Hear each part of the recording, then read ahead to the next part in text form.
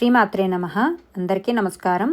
సంకష్టహర చతుర్థి ఆదివారం ఎంతో పరమ పవిత్రమైన రోజు. అదేవిధంగా ఆ వినాయకునికి ఎంతో ఇష్టమైన రోజు.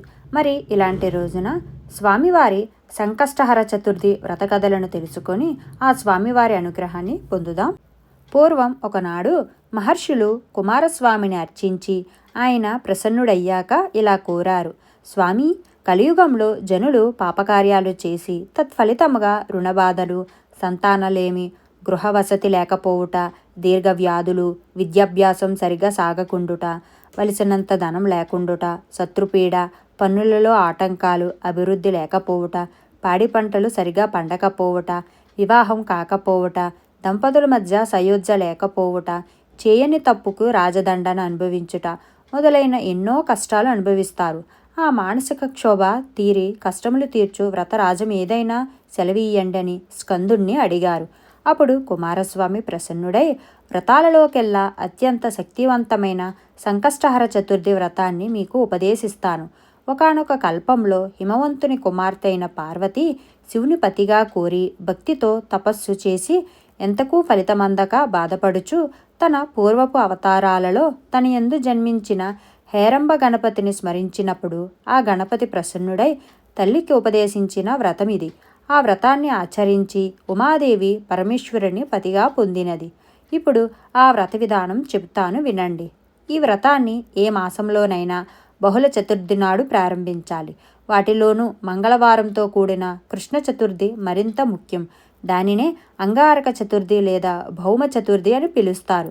చంద్రోదయ వేళకి బహుళ చతుర్థి తిథి ఉన్న రోజు చూసుకొని ఆ రోజు సూర్యోదయానికి ముందే నిద్ర మేల్కొని కాలకృత్యాలు తీర్చుకొని నల్లటి నువ్వులతో కూడిన నీటితో స్నానం చేసి సంధ్యావందనం మొదలైన నిత్య నైమిత్తికాలు ఆచరించి సంకష్టహర చతుర్థి వ్రతం చేస్తానని మొక్కుకొని ఎరుపు రవికల బట్టను గణపతి ముందుంచి దానిలో ఒక చిటికెడు పసుపు కుంకుమ వేసి 3 దోసుల బియ్యాన్ని అందులో పోసి ఎండు ఖర్జూరాలు 2 వక్కలు దక్షిణతో కూడిన తాంబూలము అందులో ఉంచాలి. మనసులో ఉన్న కోరికను స్వామికి తెలిపి ముడుపు మూట కట్టాలి. దానిని స్వామి గణపతికి 21 సార్లు ప్రదక్షిణ చేయాలి. ఉదయం అంతా ఆహారం తీసుకోకుండా కేవలం పాలు పళ్ళు మాత్రమే స్వీకరించాలి. ఆ పూటంతా మౌనంగా ఉండాలి. మనస్సులో గణపతి నామస్మరణ చేస్తూ ఉండాలి. సూర్యాస్తమయం అయిన తరువాత తలస్నానం చేసి దీపం వెలిగించి శ్రీ సంకష్టహర చతుర్థి వ్రతాన్ని ఆచరించాలి. ముడుపు కట్టిన బియ్యం ఉపయోగిస్తూ తీపి పొంగలి, కుడుములు చేసి స్వామికి నివేదించాలి. వ్రతము అర్ఘ్యాలు అయిన పిదప అతిథులను గణేశ స్వరూపంగా భావించి ప్రసాదం కానీ భోజనం కానీ పెట్టాలి. ఆ ముందు రోజు ఆ రోజు బ్రహ్మచర్యాన్ని పాటించి దైవనామస్మరణతో లౌకిక విషయాల మీదకి మనస్సు పోకుండా చూసుకోవాలి. ఇలా ఈ వ్రతం చేస్తే కోరికలు శీఘ్రముగా నెరవేరుతాయి. 12 సార్లు చేసే ఈ వ్రతానికి వ్రతసిద్ధి కలుగుతుంది. మరునాడు గణపతి హోమం చేయగలిగితే మరింత శ్రేష్టం. ఇప్పుడు భృశుండి మహర్షి వృత్తాంతం గురించి తెలుసుకుందాం. ఒకనాడు ఆకాశమండలంలో పయనిస్తున్న నారద మహర్షికి కుంభీపాక నరకం కనిపించింది. లోపల ఎవరున్నారా అని చూశాడు. అక్కడ భృశుండి మహర్షి తల్లిదండ్రులు, అతడి పూర్వాశ్రమంలోని భార్య కుమార్తె కనిపించారు. వాళ్ళంతా నరకయాతన అనుభవిస్తున్నారు. వారి బాధలు చూసి చలించిపోయిన నారదుడు వెంటనే భూలోకానికి వచ్చి అక్కడ తపస్సు చేసుకుంటున్న మహర్షి వద్దకు వెళ్ళి, ఓ మహర్షి, నీ పూర్వాశ్రమంలో భార్య కూతురు నీ తల్లిదండ్రులు కుంభీపాక నరకంలో దారుణ బాధలకు గురి అవుతున్నారు. అదేమీ పట్టనట్టు నీవిలా తపస్సు చేసుకోవడం ధర్మం కాదు. వారి బాధలు పోయి సద్గతులు కలగడానికి తగిన పరిహారం చేయి అని చెప్పి వెళ్ళిపోయాడు. నారదుడి మాటలు విన్న భృశుండికి ఎంతో ఆవేదన కలిగింది. తన పూర్వాశ్రమ జీవితం గుర్తుకు వచ్చింది. వారి సహకారం వల్లే తాను ఈనాడు తపస్వినయ్యాను. ఎలాగైనా వారి బాధల్ని రూపుమాపాలని సంకల్పించాడు. తన ఇష్టదైవమైన గణపతిని ధ్యానించాడు. పవిత్రమైన జలాన్ని చేత్తో తీసుకొని గతంలో సంకష్టహర గణపతి వ్రతం చేయడం ద్వారా తనకు లభించిన పుణ్యఫలాన్ని తన వారికి ధారపోయాలని అనుకొని, ఓ గణనాథ, నేనే గనక నీ దివ్య చతుర్థి వ్రతాన్ని భక్తి శ్రద్ధలతో చేసి ఉంటే నా పితరులు వారితో పాటు నా భార్య కుమార్తె నరకలోక బాధల నుంచి విముక్తి పొందుదురుగాక అని నీళ్లు విడిచిపెట్టాడు. గజానుడి అనుగ్రహంతో ఆయన చేసిన వ్రతాలలో ఒక పర్యాయం చేసిన వ్రత ఫలితం వల్లనే ఆయన పితరులు, భార్య, కుమార్తె అందరూ దేవతా శరీరాల్ని ధరించి దివ్య విమానం ఎక్కి గణేశలోకానికి చేరుకున్నారు. ఇక ప్రతి మాసం ఆ వ్రతం చేయడం వల్ల ఎంత ఫలితం వస్తుందో చెప్పతరమా? ఇప్పుడు వేశ్య వృత్తాంతం గురించి తెలుసుకుందాం. ఒకానొక నాడు ఇంద్రుడు తన విమానంలో ఇంద్రలోకానికి వెళుతుండగా అనేక పాపములు చేసిన ఒక వ్యక్తి ఆకాశంలో పయనించే ఆ విమానంపై దృష్టి సారించాడు. అతని దృష్టి సోకగానే ఆ విమానం చటుక్కున భూమిపై అర్ధాంతరంగా ఆగిపోవటం జరిగింది. ఆ ఇంద్ర విమానం అద్భుతమైన వెలుగుకి ఆశ్చర్యచకుతుడైన ఆ దేశపు రాజు సురసేనుడు గబగబా బయటకు వచ్చి ఆ అద్భుతాన్ని ఆశ్చర్యంగా చెందుతూ తిలకించసాగాడు. ఇంద్రుణ్ణి చూసి ఎంతో సంతోషానికి లోనైన మహారాజు ఆనందంతో నమస్కరించాడు. అక్కడ విమానం ఎందుకు ఆపినారో కారణం అడిగాడు. అప్పుడు ఇంద్రుడు, ఓ రాజా, మీ రాజ్యంలో పాపాలు అధికంగా చేసిన వ్యక్తి ఎవరిదో దృష్టి సోకి విమానం మార్గమధ్యలో అర్ధాంతరంగా ఆగింది అని చెప్పాడు. అప్పుడు ఆ రాజు, అయ్యా, మరి మళ్ళీ ఆగిపోయిన విమానం ఎలా బయలుదేరుతుందని అడిగాడు వినయంగా. అప్పుడు ఇంద్రుడు, ఇవాళ పంచమి, నిన్న చతుర్థి. నిన్నటి రోజున సాయంత్రం వరకు ఎవరైతే ఉపవాసం చేసి సంకష్టహర గణేష వ్రతం చేశారో వారి పుణ్యఫలాన్ని నాకిస్తే నా విమానం తిరిగి బయలుదేరుతుంది అని చెప్పాడు. సైనికులంతా కలిసి రాజ్యం అంతా అన్వేషిస్తూ ఒక్కరైనా నిన్నటి రోజున ఉపవాసం వ్రతం చేసిన వారు కనబడకపోదురా అని తిరిగారు. కానీ దురదృష్టవశాత్తు అలా ఎవరూ దొరకలేదు. అదే సమయంలో ఒక గణేష దూత వచ్చి మరణించిన ఒక వేశ్య మృతదేహాన్ని తీసుకెళ్లటం కనబడింది. సైనికులు వెంటనే ఎన్నో పాపాలు చేసి ఎన్నో జీవితాలు కూల్చిన ఆమెను ఎందుకు గణేశలోకానికి తీసుకువెడుతున్నారని ప్రశ్నించారు. దానికి గణేశదూత, ఈమె నిన్నంతా ఉపవాసం ఉంది, తెలియకుండానే ఏమీ తినలేదు, చంద్రోదయం అయిన తరువాత గణపతికి నమస్కరించింది. ఆ విధంగా ఆమెకి తెలియకుండానే సంకష్ట చతుర్థి వ్రతం చేసింది. ఈరోజు మరణించింది. తెలిసి చేసినా తెలియక చేసినా ఈ వ్రతం ఎంతో ఉన్నత స్థితికి చేరుస్తుంది. ఎవరైనా తమ జీవితకాలంలో ఒక్కసారైనా ఈ వ్రతం చేస్తే వారు గణేశలోకానికి చేరుకోవటం మరణాంతరం తథ్యం అని చెప్పాడు. అప్పుడు సైనికులు ఆ స్త్రీ పుణ్యఫలాన్ని తమకిమ్మని గణేశుని దూతని ఎంతో బ్రతిమలాడారు. అలా చేస్తే విమానం తిరిగి బయలుదేరుతుందని చెప్పారు. ఆమె పుణ్యఫలాన్ని వారికివ్వటానికి గణేశుని దూత అంగీకరించనే లేదు. ఈలోపు ఆమె దేహం నుంచి వీచిన గాలి ఆ విమానం ఆగిపోయిన చోట వీచి ఇంద్రుడి విమానం వెంటనే బయలుదేరింది. తెలియక చేసిన ఆ వ్రతం ఎంతటి ఫలితాన్నిస్తుందో చెప్పే వృత్తాంతమే ఇది. కృతవీర్యుని కథ. పూర్వం కృతవీర్యుడనే మహారాజు ఉండేవాడు. అతడు సకల సద్గుణ సంపన్నుడు, ధర్మాత్ముడు. ఆయన భార్య మహాపతివ్రత, సుగుణవతి. ఆమె కూడా భర్తలాగానే సదాచారాల మీద ప్రీతి కలిగిన ఇల్లాలు. ఆ పుణ్య దంపతులకు ఎంతకాలం గడిచినా సంతానం కలగలేదు. పుత్ర సంతానం కోసం వారు చేయని వ్రతమూ లేదు, దానమూ లేదు. ఎన్ని యాగాలు చేసినా, ఎన్ని పుణ్యతీర్థాలు సేవించినా ఫలితం లేకపోయింది. ఎంతో నిరాశ పొందిన కృతవీర్యుడు ఒకనాడు తన మంత్రులకు రాజ్యభారాన్ని అప్పగించి భార్యతో కలిసి అరణ్యాలకు వెళ్ళిపోయాడు. అక్కడ కఠోర దీక్షతో తపస్సు చేయటం ప్రారంభించాడు. ఇంద్రియ నిగ్రహంతో ఆహారాన్ని వదిలేసి కేవలం పైనుంచి రాలిన ఆకుల్ని భుజిస్తూ తన తపస్సును కొనసాగించాడు. అలా ఎన్నో సంవత్సరాలు గడిచాయి. రాజు శరీరం చిక్కి శల్యమైపోయింది. ఒకనాడు ఆకాశ మార్గంలో సంచరిస్తున్న నారదుడు ఆ రాజు పరిస్థితిని చూసి జాలిపడి పితృలోకానికి వెళ్ళి కృతవీర్యుడి తండ్రిని కలిశాడు. పుత్ర సంతానం కోసం అతడి కొడుకు పడుతున్న బాధల్ని చెప్పాడు. నారదుడి ద్వారా తన కుమారుడు సంతానలేమితో బాధపడుతున్నాడని తెలుసుకున్న కృతవీర్యుడి తండ్రి సరాసరి బ్రహ్మలోకానికి వెళ్ళి చతుర్ముఖుడికి నమస్కరించి, ప్రభు, నా కుమారుడు సకల సద్గుణవంతుడు, దానశీలి, ధర్మప్రభువు, ఎన్నో యజ్ఞాల్ని వ్రతాల్ని చేసినవాడు, ప్రజల్ని కన్నబిడ్డల్లా చూసుకునే కరుణామయుడు. అలాంటి నా కుమారుడికి పుత్ర సంతానము కలగకపోవటానికి కారణం ఏమిటి? అతడు ఏ పాపం చేశాడు? ఏం చేస్తే నా పుత్రుడి పాపం తొలగిపోయి అతడికి సంతాన ప్రాప్తి కలుగుతుంది? దయచేసి చెప్పండి అని దీనంగా ప్రార్థించాడు.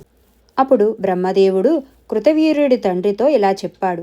నీ కుమారుడు పూర్వజన్మలో సాముడు అనే పేరు గలవాడు, పరమ దుర్మార్గుడు, ఒకనాడు అతను ధనకాంక్షతో దారి కాసి బ్రహ్మవేత్తలు సాత్వికులైన 12 మంది బ్రాహ్మణులను చంపి వారి దగ్గరున్న సంపదని ఆహారాన్ని దోచుకున్నాడు. ఆ రోజంతా సమయం దొరకక ఏమీ తినలేదు. దోచిన ధనంతో సాయంత్రానికి ఇంటికి చేరుకున్నాడు. ఆ రోజు మాఘ బహుళ చతుర్థి. చంద్రుడు ఉదయించే సమయానికి ఇంటికొచ్చిన సాముడు తన కుమారుణ్ణి గణేశ అని పేరు పెట్టి పిలిచాడు. దోచుకొచ్చిన ప్రసాదాన్ని తన కొడుకుతో కలిసి తిన్నాడు. కొన్నాళ్ళకి సాముడు మరణించాడు. పరమ పాపి అయినప్పటికీ మాఘ బహుళ చవితి నాడు ఏమీ తినకపోవటం, సంధ్యా సమయంలో ఇంటికొచ్చి కొడుకుని గణేశ అని పలుమార్లు పిలవటం, కొడుకుతో కలిసి గణేశుడి ప్రసాదాన్ని తినటం వల్ల అతడికి అమితమైన పుణ్యఫలం లభించింది. కొంతకాలం గడిచాక భూలోకంలో కృతవీర్యుడనే పేరుతో నీ పుత్రుడిగా జన్మించాడు. ప్రస్తుతం అతడెన్ని పుణ్యకార్యాలు చేస్తున్నప్పటికీ గత జన్మలో మంచివారిని వధించిన పాపం వల్ల ఈ జన్మలో సంతాన భాగ్యానికి నోచుకోలేదు. అతడు చేసిన పాపం నశిస్తేనే సంతానం కలుగుతుంది అని చెప్పాడు. ఆ మాటలు విన్న కృతవీర్యుడి తండ్రి ఎంతో బాధపడుతూ, పితామహ, నా కుమారుడు చేసిన బ్రహ్మహత్య పాపం క్షమించరానిది. అయితే దాన్ని పోగొట్టుకునే మార్గం ఏదైనా ఉంటే సూచించండి.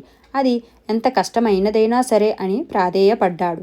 అప్పుడు బ్రహ్మ, నీ కుమారుడు అత్యంత మహిమాన్వితమైనది, కోరిన కోరికలు తీర్చేది అయిన శ్రీ గణేశ సంకష్టహర చతుర్థి వ్రతాన్ని చేస్తే అతడు చేసిన పాపాలన్నీ నశిస్తాయని వ్రత విధానం చెప్పాడు. అప్పుడు కృతవీర్యుని తండ్రి నారదుని ద్వారా ఈ విషయాన్ని తన కుమారుడికి చేరవేస్తే ఆ వ్రతాన్ని చేసి కృతవీరుడు సంతానవతుడయ్యాడు. కరుడుగట్టిన ప్రారబ్ధాన్ని సైతం కర్పూరంలా కరిగించి వేసే మహిమాన్వితమైన వ్రతం ఇది. ఈ కథలు నిగూఢమైన ఆధ్యాత్మిక రహస్యాలతో పాటు సంకష్ట చవితి ఫలితాన్ని తెలియజేస్తున్నాయి. వినాయకుని భక్తులందరూ ఈ వ్రతం చేయటం వలన ఎంతో ఉన్నతమైన స్థితి పొందుతారని, వ్యాపార అభివృద్ధి జరిగి అందరికన్నా ఉన్నత స్థితిలో ఉంటారని, నరదృష్టి పడిన ఎట్టి పరిస్థితుల్లోనూ పతనం అవ్వరని దీని భావం. ఈ వ్రతం ఆచరించిన వారు ఎవరైనా జన్మాంతంలో గణేశుని లోకానికి వెళ్ళి అక్కడ భగవంతుని ఆశీస్సుల వల్ల ఎంతో ఆనందాన్ని అనుభవిస్తారు. శ్రీ గణేశాయ నమః. అలాగే స్వామివారి మరో చక్కటి కథల గురించి కూడా తెలుసుకుందాం. వినాయకుడిని పూజించేందుకు ఏమీ లేకపోయినా గరిక ఉంటే చాలని ఓ నమ్మకం. ఆయనకు గరిక అంటే ప్రీతి కలగడానికి వెనుక ఒక కథ ఉంది. పూర్వం యమధర్మరాజుకు అనలాసురుడనే కుమారుడు పుట్టాడు. అగ్నితత్వం ఉన్న ఆ రాక్షసుడు తనకి ఎదురుగా వచ్చిన ప్రతి దానిని బూడిద చేయసాగాడు. అతని బాధ భరించలేక ముల్లోకాల్లోని జీవులన్నీ అటూ ఇటూ పరుగులెత్తసాగాయి. కానీ వినాయకుడు మాత్రం ఆ రాక్షసుని అంతు చూసేందుకు సిద్ధపడ్డాడు. పూర్వం తన తండ్రి అయిన శివుడు గరళాన్ని మింగిన విధంగా వినాయకుడు కూడా ఆ అనలాసురుని అమాంతంగా మింగేశాడు. అంతవరకు బాగానే ఉంది. కానీ అనలాసురునిది అగ్నితత్వం కదా, అందుకని అతను వినాయకునిలో విపరీతమైన తాపాన్ని కలిగించసాగాడట. గణేశుని తాపం తీర్చేందుకు అమృతంతో స్నానం చేయించినా లాభం లేకపోయింది. సాక్షాత్తు ఆ చంద్రుడే వినాయకునికి చల్లదనాన్ని కలిగించేందుకు అతని శిరస్సు మీద నిలిచాడు. అయినా ఎలాంటి ఉపశమనము లభించలేదు. చివరికి తనని గరికతో కప్పివేయమని ఆ ఏకదంతుడే వారికి సూచించాడు. అలా దేవతలంతా తలా 21 గరికలను తెచ్చి వినాయకుని శరీరాన్ని కప్పాక ఆ గరికలో ఉండే ఔషధ గుణాల వల్ల ఆయనలోని తాపం తగ్గింది. అప్పటి నుంచి గరిక అంటే వినాయకునికి ఇష్టం ఏర్పడిందని చెబుతారు. ఒకసారి శివపార్వతులు ఏకాంతంగా ఉన్న సమయంలో పరశురాముని లోపలికి వెళ్లేందుకు అనుమతించలేదంట వినాయకుడు. వేలెడంత లేని పిల్లవాడు తనను అడ్డుకుంటాడా అన్న కోపంతో పరశురాముడు తన గొడ్డలిని గణేశుని మీదకు ప్రయోగించాడు. ఆ గొడ్డలి ఎక్కడిదో కాదు, సాక్షాత్ పరమశివుడే ఒకప్పుడు పరశురామునికి అనుగ్రహించిన ఆయుధం. పరశురాముని ఎదిరించేంత శక్తి వినాయకుని వద్ద ఉన్నా తన తండ్రి అనుగ్రహించిన ఆయుధం కావడంతో గణేశుడు వినమ్రంగా దానికి నమస్కరించాడు. అప్పుడు దాని ధాటికి అతని దంతం విరిగిపోయింది. అలా గణేశుడు ఏకదంతుడు అయ్యాడు. వినాయకునికి ఏకదంతుడనే పేరు రావడానికి మరొక కథ కూడా ఉంది. వ్యాసుడు తాను భారతాన్ని రాయాలని అనుకున్నప్పుడు తను చెప్పే వేగాన్ని అందుకునే రాతగాడు అతనికి ఎవరూ కనిపించలేదు. చివరికి విఘ్నాధిపతి అయిన వినాయకుడిని తన ఇబ్బందిని తొలగించమని ప్రార్థించాడు. మీరు భారతాన్ని చెబుతుంటే దానిని అక్షరబద్ధం చేయడానికి నేను సిద్ధమే, కానీ మీరు ఎక్కడా ఆగకుండా చెబుతూనే ఉండాలి అన్న షరతుని విధించాడు. ఆయన అలాంటి షరతుని విధించడంలో ఒక ధర్మ సూక్ష్మం లేకపోలేదు. మనకి తెలిసిన విషయాన్ని నిష్పక్షపాతంగా చెప్పేటప్పుడు వీలైనంత త్వరగా చెప్పగలం. అలా కాకుండా జరిగిన దానికి మన వివరణలు, విశ్లేషణలు కూడా జోడించి చెప్పాలని అనుకుంటే నిదానంగా ఆలోచిస్తూ చెబుతాం. అందుకనే టకటక భారతాన్ని చెప్పమన్నాడు వినాయకుడు. మరి వ్యాసుడు, నేను ఆసువుగా భారతాన్ని చెబుతాను సరే, నువ్వు దానిని అర్థం చేసుకుంటూ రాయాలి సుమా అన్న షరతును ఆయన విధించాడు. ఎందుకంటే అర్థం చేసుకుంటూ రాస్తే తప్పులు దొర్లవు. దానివల్ల రాసేవారికి దీర్ఘకాలిక జ్ఞానము లభిస్తుంది. అలా వ్యాసుని వేగానికి తగినట్లుగా భారతాన్ని రాసేందుకు గణేశుడు తన దంతాన్ని విరిచాడని చెబుతారు. పూర్వం అలకాపురిలో నివాసమున్న కుబేరునికి ఓసారి తన దగ్గర ఉన్న సంపదనంతా ప్రదర్శించాలన్న ఆశ పుట్టింది. అందుకోసం భారీగా ఒక విందుని ఏర్పాటు చేశాడు. ముందుగా శివుని దగ్గరికి వెళ్ళి తన విందుకు రమ్మని కోరాడు కుబేరుడు. కుబేరునిలో మొలకెత్తిన గర్వాన్ని గమనించాడు శివుడు. దానిని అణిచేందుకు తన కుమారుడైన గణేశుడే తగినవాడని అనుకున్నాడు. నువ్వు ఏర్పాటు చేసే విందుకు నేను రాలేను, కానీ నా బదులుగా నా పుత్రుడైన వినాయకుడు వస్తాడు అని కుబేరుణ్ణి పంపివేశాడు. అనుకున్న రోజు రానే వచ్చింది. అలకాపురికి చేరుకున్న వినాయకుణ్ణి తన రాజమందిరాలన్నీ తిప్పుతూ గొప్పలు పోసాగాడు కుబేరుడు. అతనిలోని మదాన్ని గమనించిన గణేశుడు, తిరిగి తిరిగి నాకు ఆకలి వేస్తుంది, ఆ విందు భోజనమేదో త్వరగా వడ్డిస్తే నేను బయలుదేరుతానని కుబేరునితో అన్నాడు. ఓస్ అంతే కదా అనుకుంటూ వినాయకుణ్ణి షడ్రసోపేతమైన ఆహారాన్ని వడ్డించాల్సిందిగా అనుచరులను ఆదేశించాడు కుబేరుడు. కానీ ఎంత ఆహారాన్ని వడ్డించినా వినాయకుని ఆకలి తీరడమే లేదయ్యా. చివరికి ఆ రోజు విందు కోసమని వడ్డించిన ఆహారమంతా తరిగిపోయింది. అలకాపురిలోని ఆహార పదార్థం అన్నదే మిగల్లేదు. ఇక వినాయకుడు పల్లెలన్నీ, పండ్ల చెట్లని కూడా తినేయసాగాడు. ఇలా కొనసాగితే కుబేరుని రాజ్యంలోని ఇటుకరాయి కూడా మిగిలేటట్లు కనిపించలేదు. ఇక ఏం చేయాలో దిక్కుతోచని పరిస్థితిలో కుబేరుడు పరిగెత్తుకుంటూ శివుని పాదాల చెంతకు చేరుకొని శరణు వేడాడు. తన గర్వాన్ని క్షమించమంటూ వేడుకున్నాడు. అప్పుడు శివుడు చిరునవ్వుతో గుప్పెడు మెతుకులను కుబేరుని చేతిలో ఉంచి వాటిని గణేశునికి ఇవ్వమని, తన ఆకలి తప్పక తీరుతుందని సెలవిచ్చాడు. నిజంగానే ఆ గుప్పెడు మెతుకులతోనే గణేశుని ఉదరాగ్ని చల్లారింది. కుబేరుని గర్వము అణిగింది. అదేవిధంగా ఈరోజు మాఘమాసం ఆదివారం. ఇలాంటి పరమ పవిత్రమైన రోజున మాఘపు ఆదివారం నోము కథ గురించి తెలుసుకుందాం. ఒక గ్రామంలో లక్ష్మీదేవమ్మ అనే ఒక భాగ్యవంతురాలు ఉన్నది. ఆమెకు 10 మంది కుమారులు. ఒక సంవత్సరంలో మాఘపూర్ణిమకు ముందుగా వచ్చు రథసప్తమి నాడు ఆమె అభ్యంగన స్నానం చేసి అక్షతాలను చేతిలో పట్టుకొని కొడుకులను పిలిచి, కుమారులారా, మాఘపు ఆదివారం కథ చెబుతాను వినమని అన్నది. కానీ వారు రాజుగారి సభకు వెళ్ళవలసి పని ఉన్నది, సమయం మించిపోతున్నదని వారు వినకుండా వెళ్ళిపోయినారు. అప్పటికే సభ ప్రారంభమై చాలాసేపు అయినది. అందువలన రాజు అన్నదమ్ములందరినీ విడివిడిగా గౌరవించాడు. విడివిడిగా జరిగిన గౌరవమునకు వారు చాలా చింతించారు. తల్లి మాటను వినకపోవడమే దీనికి కారణమని, ఆమె చెప్పే కథను వినకపోవడం తాము చేసిన తప్పు అని, అందువలననే విడివిడిగా గౌరవింపబడినామని చింతిస్తూ వెళ్ళారు ఇంటికి. లక్ష్మీదేవమ్మ మనమలను పిలిచి కథ వినండి అని అన్నది. వాళ్ళు బడికి వెళ్ళే సమయమైనదని చెప్పి వెళ్ళిపోయారు. బడిలో ఉపాధ్యాయుడు బడికి ఆలస్యంగా వచ్చారెందుకని వారిని కొట్టాడు. అప్పుడు వాళ్ళు, నాయనమ్మ చెప్తానన్న కథను వినకుండా వచ్చాము కదా, అందుకే మాస్టారు మనల్ని కొట్టారు అనుకుంటూ ఏడుస్తూ ఇంటికి తిరిగి వెళ్ళారు. తరువాత లక్ష్మీదేవమ్మ చెరువు వద్దకు వెళ్ళింది. అక్కడున్న స్త్రీలను చూసి, అమ్మలారా, మాఘపు ఆదివారం కథ చెబుతాను వినమని అడిగింది. కానీ వారంతా త్వరగా నీరు తీసుకొని వెళ్ళవలెనని చెప్పి వెళ్ళిపోయారు. వారు నెత్తిపై నీటితో పెట్టుకున్న కడవలన్నీ కొంత దూరం వెళ్ళేసరికి పగిలిపోయాయి వాటంతట అవే.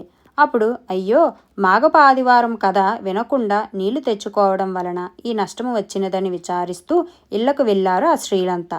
ఆ తరువాత చెరువు నుండి తిరిగి వస్తున్న లక్ష్మీదేవమ్మ తనకు ఎదురు వచ్చిన యాయావారపు బ్రాహ్మణ్ణి పిలిచి మాఘపు ఆదివార కథ వినమని అడిగింది. అతడు ఇప్పటికే చాలా ప్రొద్దుకెక్కినది, చాలా దూరము యాయావారమునకు వెళ్ళాలి అని చెప్పి వెళ్ళిపోయాడు. ఆ రోజు అతనికి పదార్థములు ఏవీ దొరకలేదు. అప్పుడు కథ వినకపోయానే అని పశ్చాత్తాపపడ్డాడు.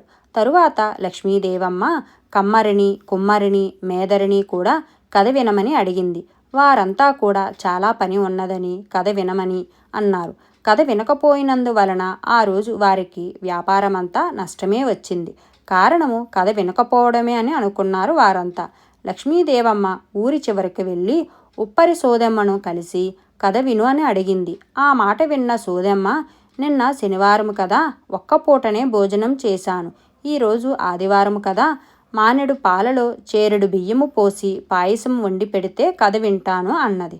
ఆమె కోరిక ప్రకారము లక్ష్మీదేవమ్మ పరమాన్నమును వండి పెట్టింది. సోదెమ్మ గర్భిణీ స్త్రీ, అందువలన పాయసము తిన్న ఆమె సొమ్మసిల్లి నిద్రపోయింది. ఆమె గర్భంలోని పిల్ల ఈ లక్ష్మీదేవమ్మతో, మా అమ్మ పొట్ట మీద అక్షతలు వేసి కథ చెప్పు, నేను వింటాను అన్నది. లక్ష్మీదేవమ్మ ఆ విధంగానే చేసి కథ చెప్పింది. ఇంతలో సోదెమ్మ నిద్రలేచింది. కథ చెప్పమని అడిగింది. లక్ష్మీదేవమ్మ ఆమెతో, అమ్మా, నీ పొట్టలోని పిల్ల కథ విన్నది. నీకు ఆడపిల్ల పుట్టినా మగ పిల్లవాడు పుట్టినా నాకు కబురు చెయ్యి అని చెప్పి తన ఇంటికి వెళ్ళిపోయింది. కొంతకాలానికి సోదమ్మ ఆడపిల్లను కన్నది. ఆ వార్తను వెంటనే లక్ష్మీదేవమ్మకు తెలియపరిచింది. అప్పుడు లక్ష్మీదేవమ్మ సోదమ్మ దగ్గరకు వచ్చింది. ఆ పసిపిల్లను తీసుకుని వెళ్ళి అడవిలోని రావి చెట్టుకు చీరతో ఉయ్యాల వేసి పసిపిల్లను అందులో పడుకోబెట్టింది. ఈ బిడ్డ ఇంచుక ఏడవకుండాను, పాడండి పాటలు పక్షివరులారా, ఊపండి ఊయల వృక్షజాలములారా, నీడల నొసగడు నీలి మేఘములారా, కన్న తల్లికి నేడు గట్టి పని ఉంది, పెంచిన తల్లియు పురమేగుతుంది అని పాడి తన ఇంటికి వెళ్ళిపోయింది. వృక్షములు ఊయలు ఊపుతున్నాయి, పక్షులు కిలకిలమని పాటలు పాడుతున్నాయి. దానితో ఆ పసిపిల్ల సుఖంగా ఉన్నది. ఇలా ఉండగా ఒక రాజు ఆ దారిలో వెళుతున్నాడు. చక్కని చుక్కలాగా విచ్చుకున్న మొగ్గలాగా అందమైన కాంతితో మెరుస్తున్న ఆ పిల్లను చూసి మిక్కిలి ఆశ్చర్యపడ్డాడు.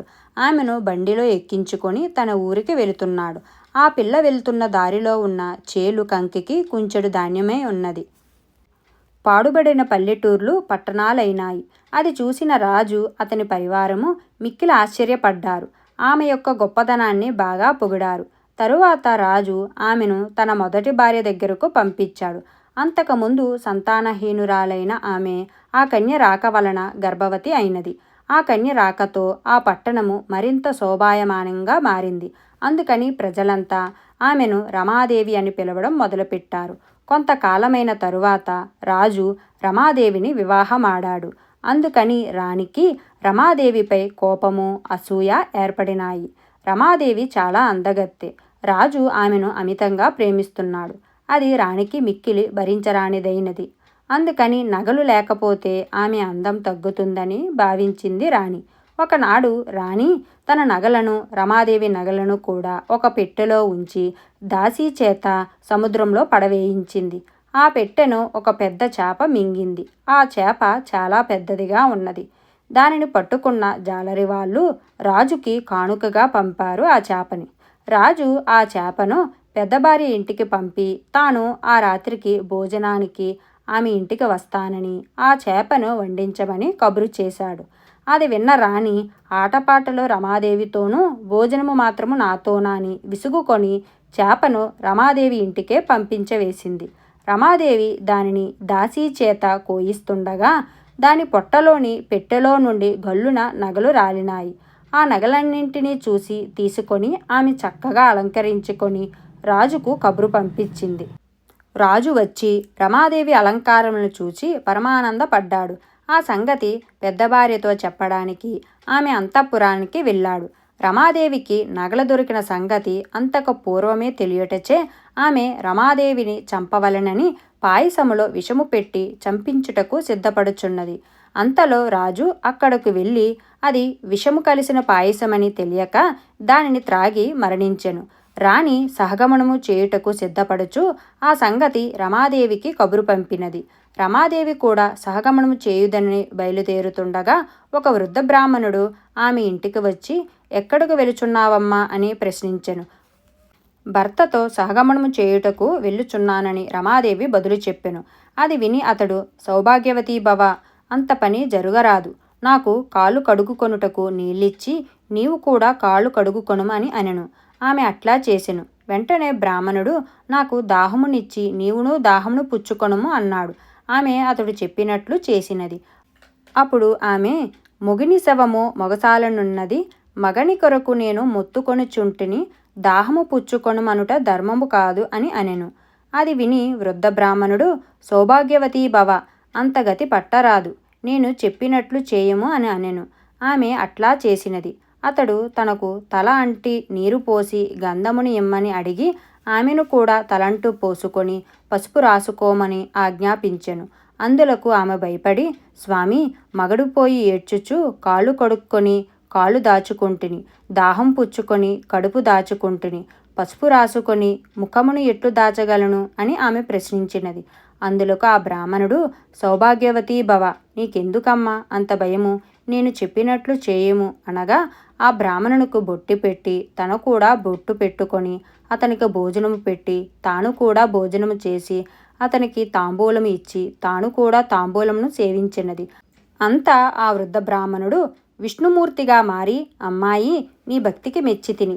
నీవు తల్లి గర్భమున ఉన్నప్పుడే మాగపు ఆదివారపు కథ విని పవిత్రురాలు వైతివి. నీకు ఏమి కావలినో కోరుకొనుము, ఇచ్చెదను అనెను. ఆమె మిక్కిలి సంతోషించి తనకు పతిభిక్ష పెట్టవలసినదిగా కోరినది. విష్ణుదేవుడు అట్లే అని అక్షింతలను ఇచ్చి వాటిని ఆమె భర్త శవం మీద చల్లవలెనని చెప్పి అదృశ్యుడయ్యెను. తరువాత ఆమె అక్షతలను పట్టుకొని తన భర్త శవము దగ్గరికి వెళ్ళి దానికి 3 సార్లు ప్రదక్షిణము చేసి అక్షతలు పైన జల్లెను. వెంటనే రాజు నిద్ర నుండి లేచినట్లుగా లేచెను. అది చూచి అక్కడున్న వారంతా ఆశ్చర్యపడి, ఏమి నోము నోచితివమ్మా అని అడిగిరి. అందుకు ఆమె, నేను ఏ నోము నోచలేదు, ఏ వ్రతము చేయలేదు. మాఘపూర్ణిమకు ముందుగా వచ్చు రథసప్తమి నాడు మాఘపు ఆదివారము నోము పట్టి లక్ష్మీదేవమ్మ అను ఆమె కథ చెప్పుచుండగా ఆ కథ నేను వింటిని. ఈ ఘటన ఆ కథ విన్న ఫలమే కానీ చేసిన ఫలము కాదు అని చెప్పినది రమాదేవి. అక్కడున్న వారంతా, ఆహా, ఆ నోము కథ విన్నంత మాత్రముననే ఇంతటి మహత్యము వచ్చినదా, దానిని నోచినచో ఇంకెంతటి ఫలము అబ్బునో కదా అనుకొని మాఘపు ఆదివారము నోము నోచుకొనుట మొదలుపెట్టిరి. రాజు తన 2 భార్యల చేత కూడా నోమును నోపించి సుఖముగా ఉండెను. ఈ నోముకు ఉద్యాపనము, ఈ నోము పట్టిన 5 ఏండ్ల తర్వాత ఉద్యాపనము చేయవలను. నోము పట్టిన వారు మొదటి సంవత్సరము పాలు త్రాగకుండా సంవత్సరాంతమును ఒక ఆదివారం నాడు 5 ముత్తైదువులకు పరమాన్నముతో భోజనము పెట్టవలను. 2వ సంవత్సరము మజ్జిగ త్రాగకుండా చివరికి ఆదివారం నాడు 5 ముత్తైదువులకు పెరుగుతో భోజనము వడ్డించవలను. 3వ ఏట పప్పు తినకుండా 5 ముత్తైదువులకు బూరెలతో భోజనం పెట్టవలను. 4వ సంవత్సరమున కాళ్లకు పసుపు రాసుకోకుండా సంవత్సరం చివరలో ఆదివారం నాడు 5 ముత్తైదువులకు తలంటు పోసి కాళ్లకు పసుపు రాసి భోజనం పెట్టవలను. 5వ ఏట తాంబూలమున వేసుకొనకుండా చివరి ఆదివారం నాడు 5 ముత్తైదువులకు భోజనం పెట్టి తాంబూలములను ఇవ్వవలను. ఆఖరి సంవత్సరంలో 5 పుణ్యశ్రీలకు 5 రవికల గుడ్డలు ఇచ్చి ఉగ్గుకు గిన్నెలు, ఉయ్యాలలకు చీరలను ఇచ్చి ఆది నారాయణమూర్తికి 5 మూరల అంగవస్త్రమును ఇచ్చి ఉద్యాపన చేసుకొనవలను. అభాగ్యతః స్వయం విష్ణు అన శాస్త్రము. అతిథిగా మన ఇంటికి వచ్చిన వారు సాక్షాత్ విష్ణు స్వరూపులు అని శాస్త్రవచనము. ఈ కథలో రాణి స్థితి వర్ణించనలవి కానిది. ఆ సమయంలో కూడా బ్రాహ్మణుని సేవించినది ఆమె. సర్వవ్యాపకుడైన విష్ణువు ఆమెకు ప్రత్యక్షమే ఆమెకు పతిభిక్షను ప్రసాదించాడు. భగవంతునిగా భావించి ఆరాధించాలే తప్ప అతని అనుగ్రహానికి లోటు ఉండదని సూచిస్తున్నది ఈ కథ. సర్వేజన సుఖినో భవంతు.